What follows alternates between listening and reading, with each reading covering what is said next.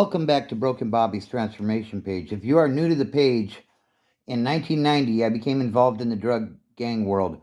From 92 to '06, I spent a lot of time incarcerated. I tell these stories to let you know it don't have to be you. If you're young and thinking about trying something or you're figuring out how to get out, these are my stories of this lifestyle and how it affected me, and eventually I got out and transformed my life. So let's get into today's story. So, as you can see by the thumbnail, the most important thing to know if going to prison, and I did another video earlier on when I started the YouTube on things you need to know, but somebody asked a question in the comments the other day, what's the most important thing to know if they're going to prison? And I sincerely apologize. I was looking through the comments and I couldn't find it because I wanted to put the image in here to shout that individual out. But yeah, like I said, I couldn't find it, so I was unable to put it in here. But shout out to you for the question. You know who you are.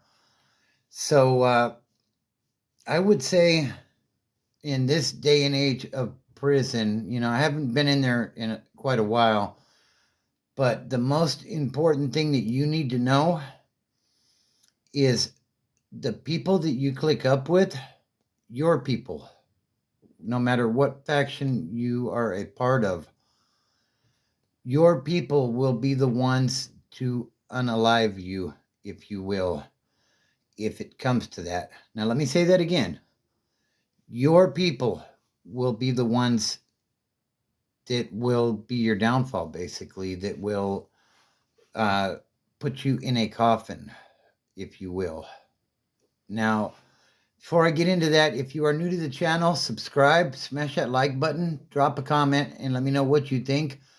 And be sure to share this video. If you know someone that may enjoy this sort of content, please share the video. I appreciate it. We're really growing, and shout out to you guys because you guys are the ones that make this channel work. So back to it. The very people you rely on for self-security are the ones that ultimately will take your wind if it comes down to it. If you make a mistake, that's worthy of that, and I'm talking level 3s, level 4s.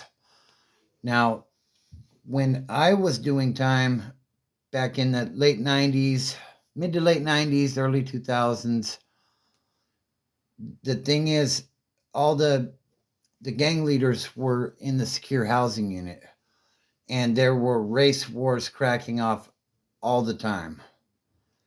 And what would happen is, the thing is, you would rely on the people in your group faction for security.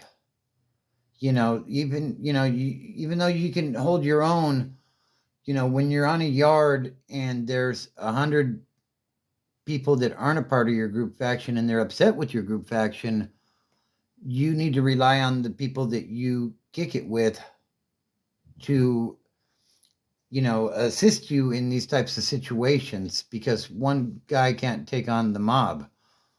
So, that's the way it was then. Riots were a pretty common thing, and, there'd be lockdowns, year-long lockdowns, 9-month lockdowns. And eventually what they would do is they would let a few of whatever group factions were warring out to see how they were going to act.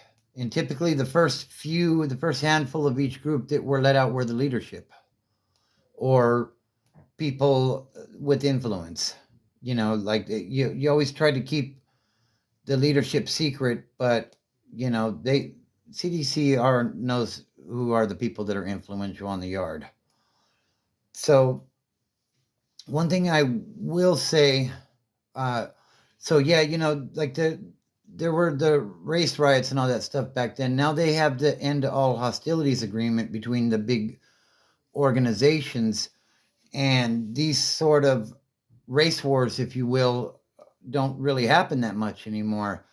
If you've seen my last video on the blacks versus the Mexicans, there's been a few major incidents in the last couple of weeks. So I don't know. You can go back and watch that video if you like. Blacks versus Mexicans, is the end all hostilities agreement over?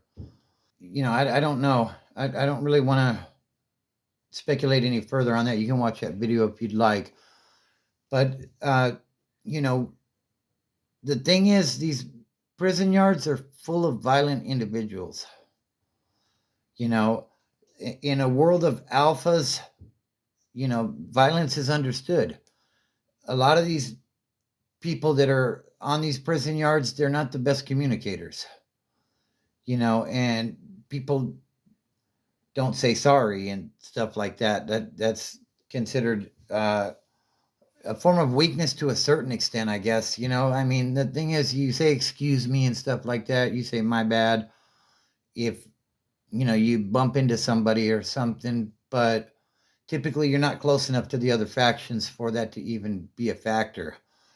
But one thing that really is recognized in prison, even today, is violence.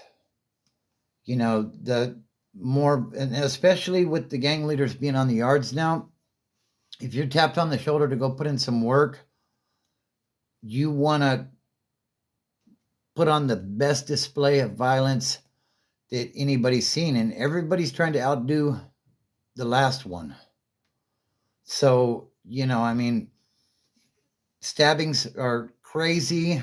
People are being life flighted left and right. I think we're at like 6 or 7 homicides in the CDCR already, and we're only 2 months in. Like, we're almost,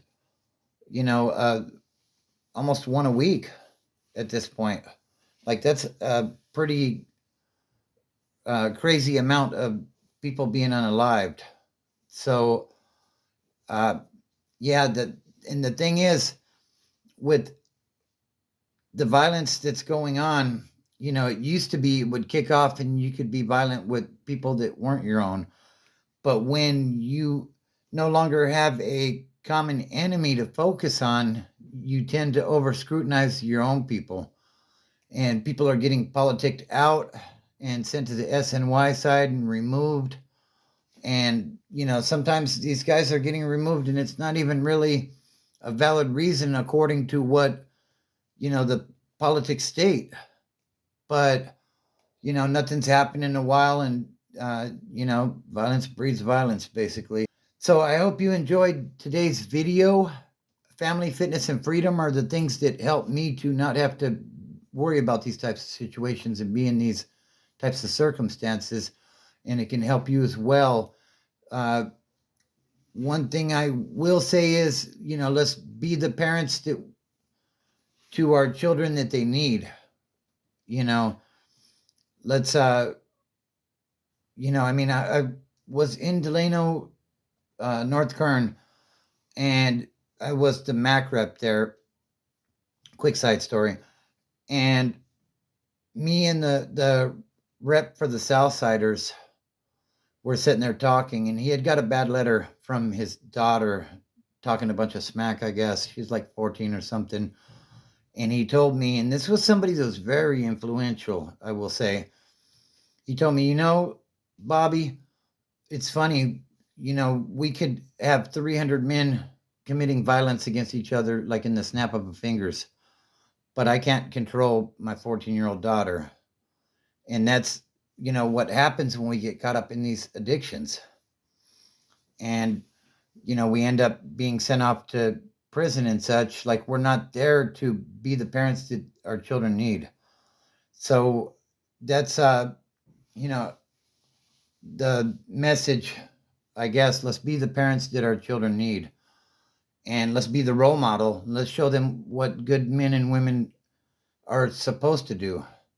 That way, when, they start dating and stuff, they can find somebody that's good for them, what we show them is what they think is normal. So let's show them something good. Now, for my next video, I want to put it out there and see what you guys think. Drop a comment on this, please. Somebody had asked before about blacks checking paperwork. Now, I've had this one kind of on the back burner for a while, but I did talk to a couple of people that were within the Black collectives and got some insight on that.